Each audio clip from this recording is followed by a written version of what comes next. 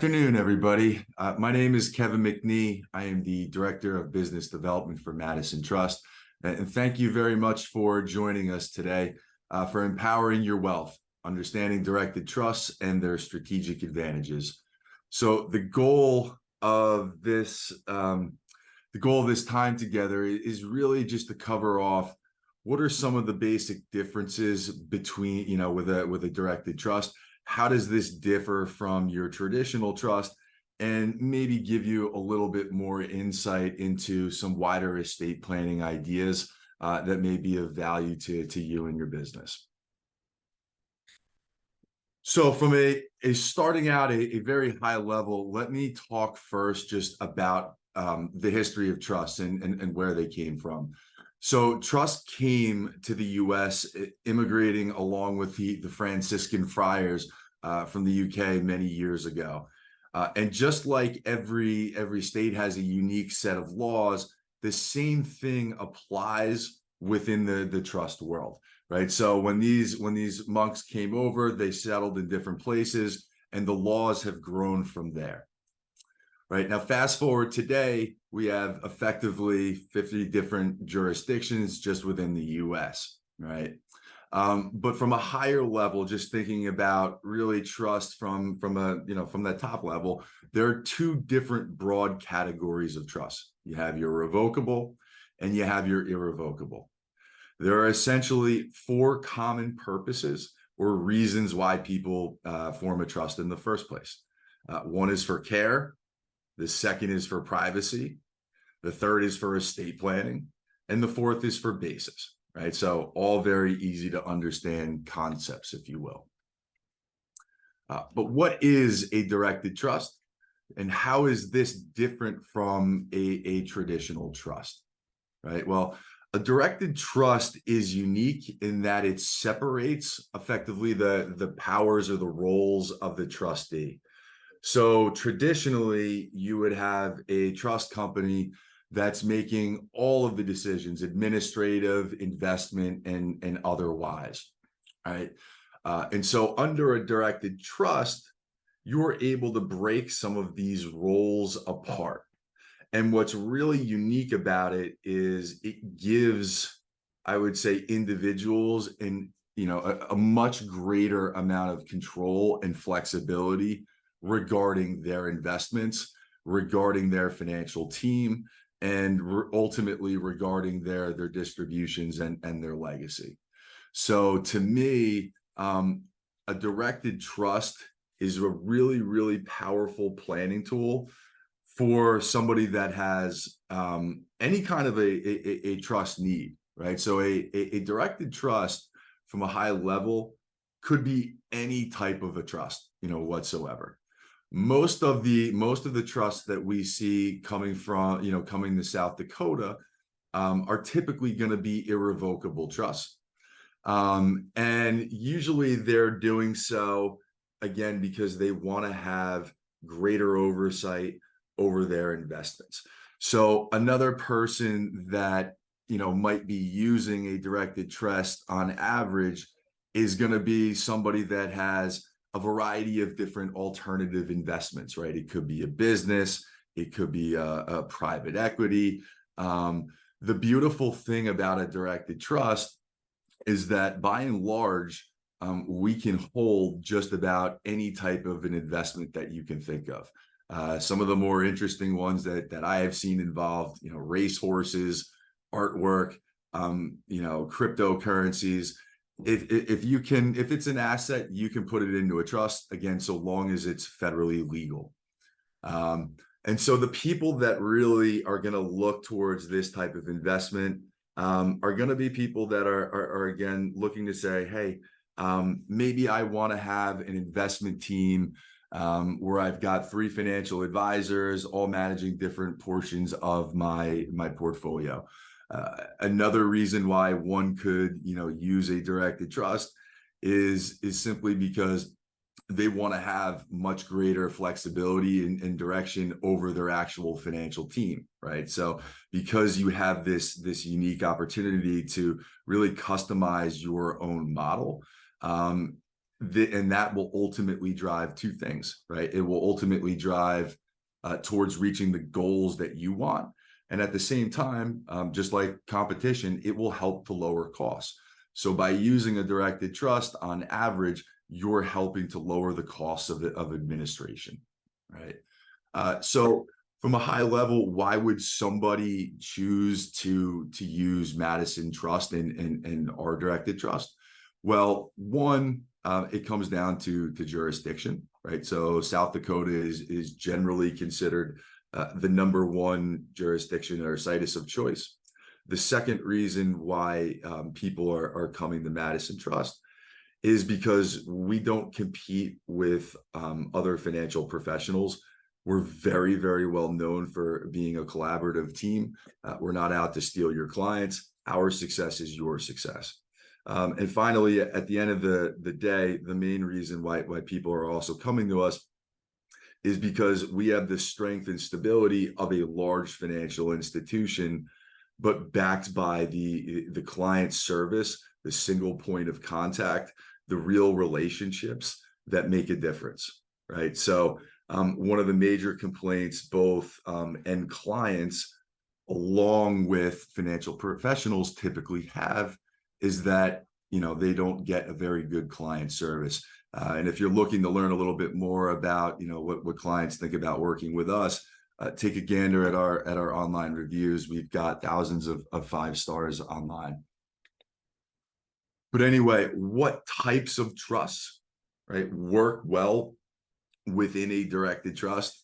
Again, any type of trust whatsoever can be a fit within this. One of the areas where we see, quite a bit of work is people trying to look forward, towards dynasty trust, right? Trying to plan for multi-generations. Another area where we've been helpful is in helping people with something called a deferred sales trust. This is a rather new concept. It's being used with real estate and some other areas. But a lot of trust companies aren't comfortable with this. This is something where, we've been able to help out a lot of people that are looking to use different strategies, or they just can't find a company that's willing to help. Again, because we have the strength, the size, the resources to be able to do that. The other thing that we've been seeing quite a bit of is slats and grats. That's obviously something where, people are looking for different asset protection ideas.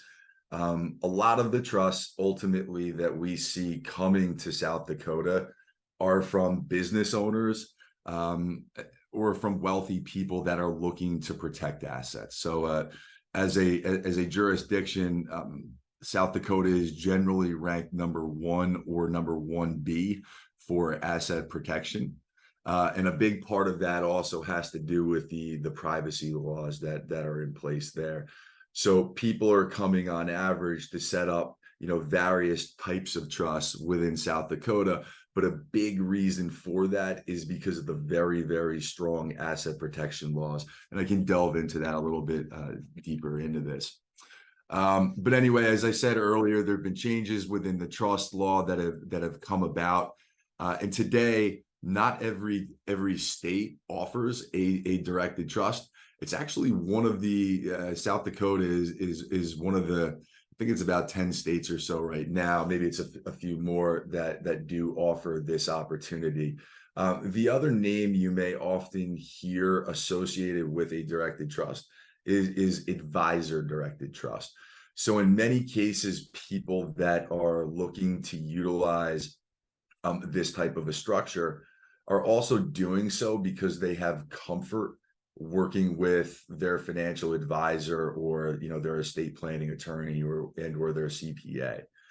So please keep that in mind.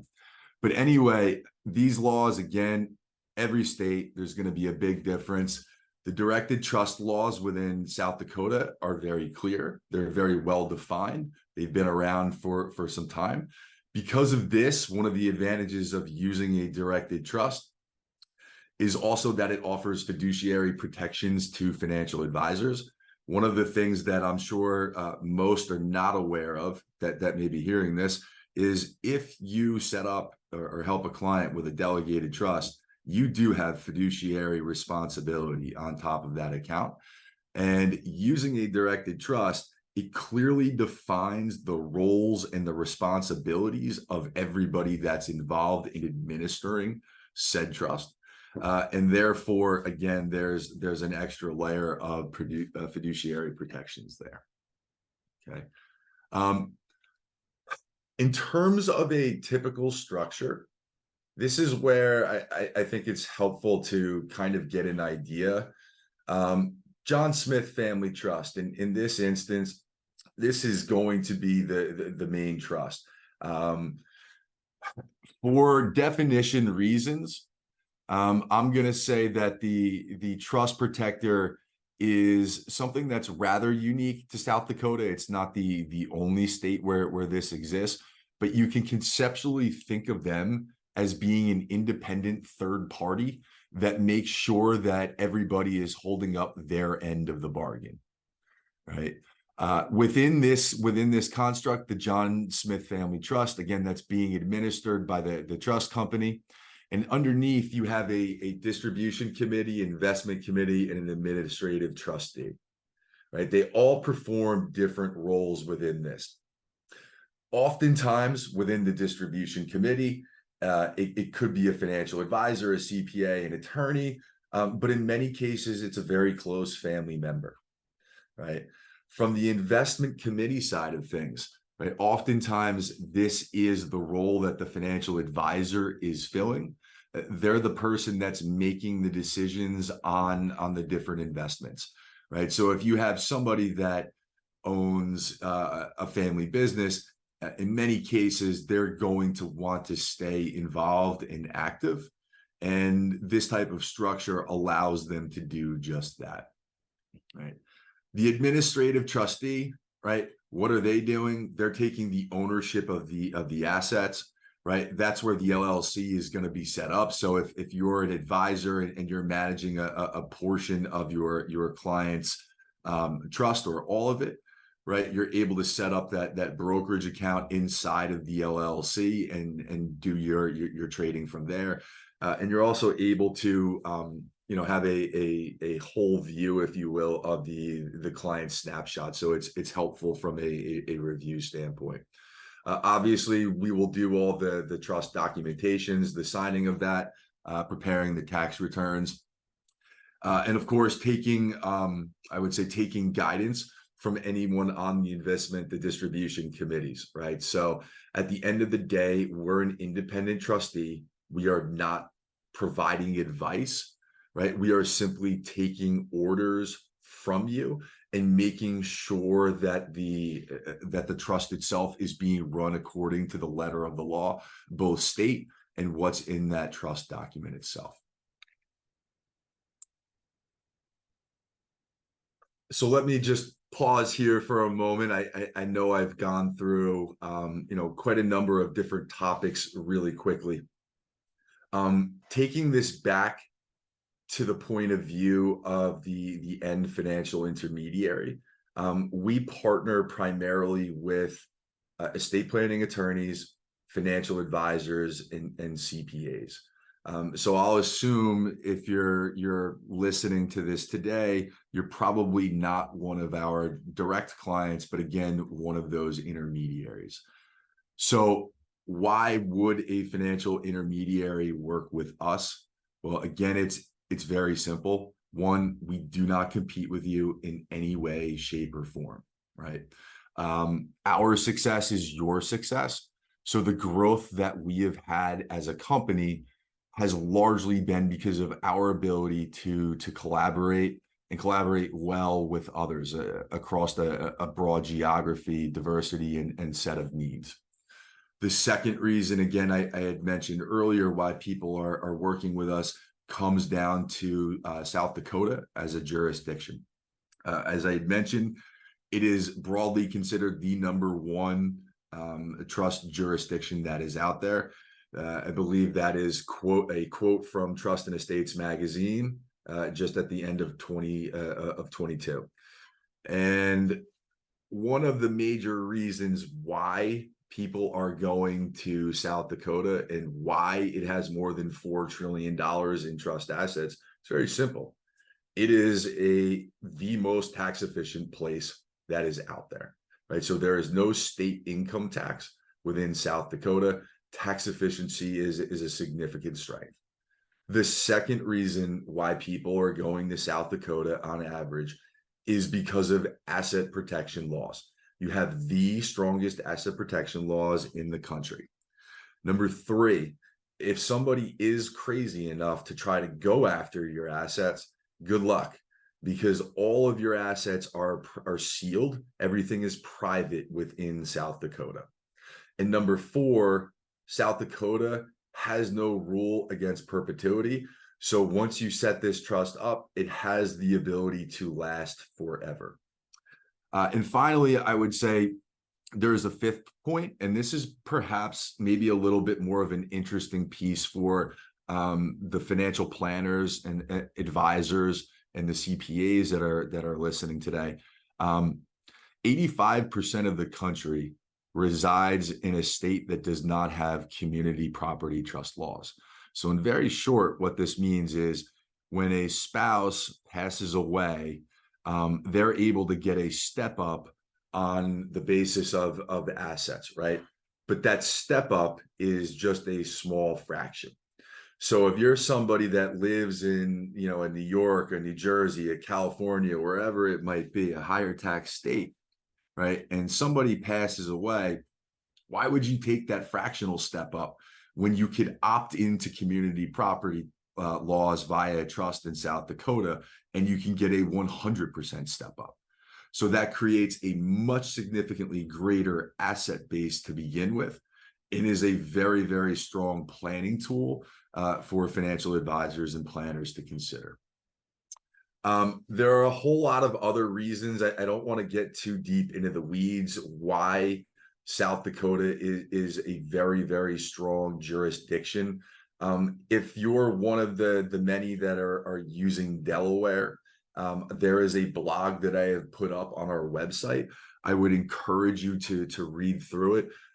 There are certainly a myriad of advantages towards using South Dakota. The first of which is if you're using an asset protection, the look back period is 2 years shorter than Delaware. So if you're putting your client in a Delaware trust, you're putting your client's assets at risk for a whole 2 extra years longer. Right? That's one of the things to consider. The other strong places that are out there are spots like Nevada. Certainly, there's a lot of holes that I can punch through there. I'm always happy to walk you through some of the different jurisdictions and learn about whatever plans you're familiar with and kind of talk to you about some of the differences. One of the great things that South Dakota is known for is decanting. That's a fancy word, so let me give it a definition. Decanting very simply means the ability to take an old trust and move it, set it up into a new trust. So very often what we see is we'll have a financial advisor, a CPA, or somebody reach out to us. Their client is mad. They've gotten terrible service. They want to know what we can do. Send us the trust documents. We will read through it. I'll put eyes on it. There's a lot of details. We'll send it to our trust officers, right? And then we'll come back and we'll let you know if there's an opportunity to improve your situation, right? To move the trust at all. And if so, what the cost benefit of doing so looks like. So from a business development standpoint, we stand ready to support your activities, right?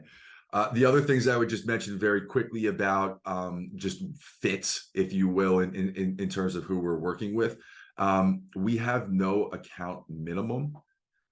Typically from an asset size, like the normal numbers I see on the lower side are like $1 to $2 million. The largest clients that we currently have are 100 million plus. So again, we do have the resources to work through very complex cases. From the advisor perspective, I call us an advisor-friendly platform. I'm an ex-financial advisor myself. The reason I call it advisor-friendly has more to do with just us being non-competitive with you. Some of it actually has to do with what we're delivering on our side. So number one, we give financial advisors 100% custodial flexibility. Number two, on top of that, white glove service. You let us know what types of needs you have from a case development and client service side. And the other side of this really is we will always help you to that end, right? Trying to make sure that you can bring on new clients and serve the ones that you have well. Again, a lot of the gap that we're filling in this space today ultimately comes down to we've seen some other great companies that are out there that have just grown through their boots, if you will, and they've lost that service and that relationship. This is where we're making a difference at the end of the day. And regardless of how much experience you have with estate planning, people don't like to part with their money. They like to have transparency and they like to have flexibility. And we offer that to as much flexibility, as much transparency, and as much control as you're going to find that's out there. And ultimately, that's why people are able to take next steps with us. So we've already gone through, I would say, what is kind of the value prop in terms of South Dakota, in terms of Madison Trust. And we've talked a little bit about the directed trust and some of the use cases that are out there. Maybe a better idea at this point would be to simply open it up for some questions.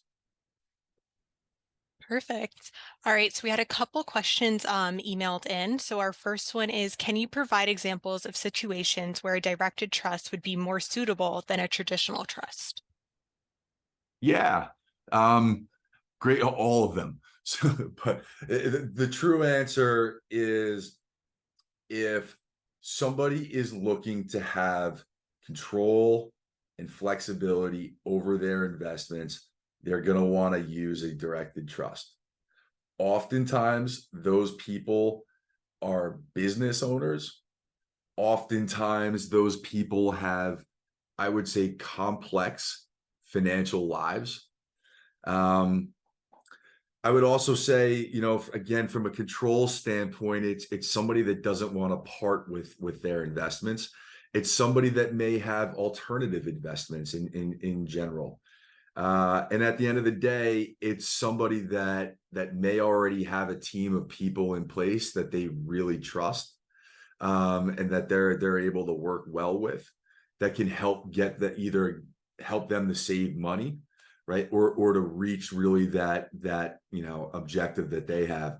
A really interesting use case from a well-to-do client rather recently was within their financial advisor brokerage LLC. They've got several different financial advisors managing different strategies, right? So they're non-correlated with one another, and running various alternative strategies through there. So I think that a directed trust, really is a great consideration for anybody that's looking to do any type of a trust.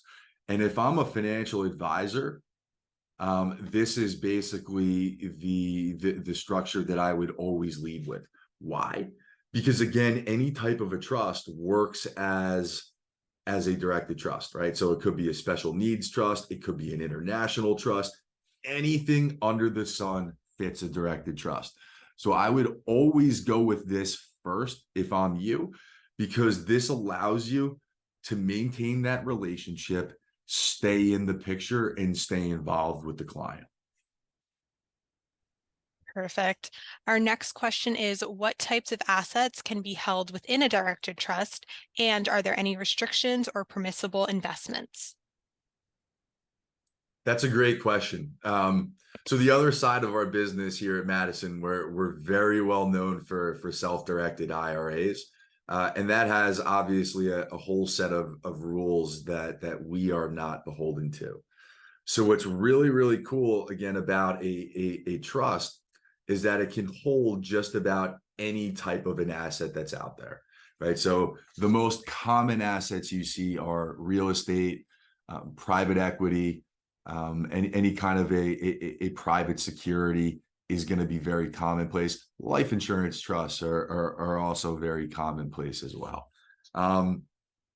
You can put anything in there as long as it's federally legal. So just about the only things today that wouldn't work from a holding standpoint would probably be cannabis companies, and again, anything that breaks federal law. Gotcha. Our next question is how can a directed trust be how can a directed trust be structured to provide asset protection and mitigate potential risks for beneficiaries?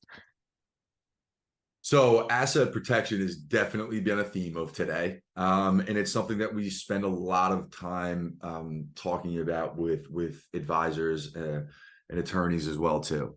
A directed trust, particularly those within South Dakota, offer effectively 4 different levels of protection, right? So the very first is the trust itself. The second level of protection, and we do this within all of our trusts, is we use an LLC structure, right? The second or the third is we have these discretionary interest provisions, and the fourth are spendthrift provisions, right? So at the end of the day, not only is South Dakota regarded as the top place for asset protection, you're seeing that we're covering it from the side of the trust, we're covering it from the side of the LLC, we're covering it from the side of the situs, right? Which includes this discretionary interest provisions and of course the spendthrift provisions. Nice. Someone asked, can a directed trust be established to manage and invest in non-traditional assets such as real estate or private equity? Yeah, again, that is real estate and private equity is very common. You can definitely invest in private equity. You can look we have clients today, that are, doing lots of transactions on a monthly basis, within private equity. So we certainly have the ability to hold, again, just about any structure, racetracks, horses, sports teams, artwork, there's all kinds of if it's an asset and it's legal, we can hold it. Awesome. And we'll wrap it up on this final question, which is what are the potential advantages and disadvantages of using a trust compared to other estate planning vehicles, such as family limited partnerships or LLCs? Okay. All right. That is a depthy question right there. Thank you for that one. An FLP, just to level set, is a holding company, right? So it's structured just like any other normal business interest would be, where you've got a general partner and a limited partner. Typically, it's owned by 2 or more family members. And normally this is created specifically to retain a family business interest, or family assets, right? So to me, with this, the FLP is useful for a few different reasons, but let me first compare it to a trust, because there's some similarities and there's some differences. I'll also compare the FLP to an LLC. So first, the trust is a vehicle that's set up really to hold property for the benefit of the beneficiaries, right? Where an FLP is really a business from which family members profit, right? So it's really a for-profit entity, and it's set according to however your shares are, limited or general, and what it says. With an LLC, these are both business entities, right? However, an LLC does not provide any of the same estate planning potential that an FLP would. One of the benefits of an FLP is the way that it's structured to take advantage of the annual gift exclusions, right? So I would say the four benefits of an FLP is really being able to take advantage of the annual gift tax exclusion. Assets stay in the FLP and not the estate. The structure allows for a really great amount of control. And it also is strong in terms of asset protection, because typically a beneficiary's interest would be in the form of a limited partner, and therefore creditors could never force a cash distribution. At the end of the day, a trust is a more cost-efficient version of an FLP, but specifically for the estate planning reasons, where the FLP is structured specifically for the for the business. Perfect. So with that last question, we'll wrap up the webinar. Thank you so much, Kevin, for your time, and a huge thank you to everybody who came out to join this webinar. So we will see you guys in the next one. Thank you. Thank you very much again. And if you do have any questions, please feel free to reach out.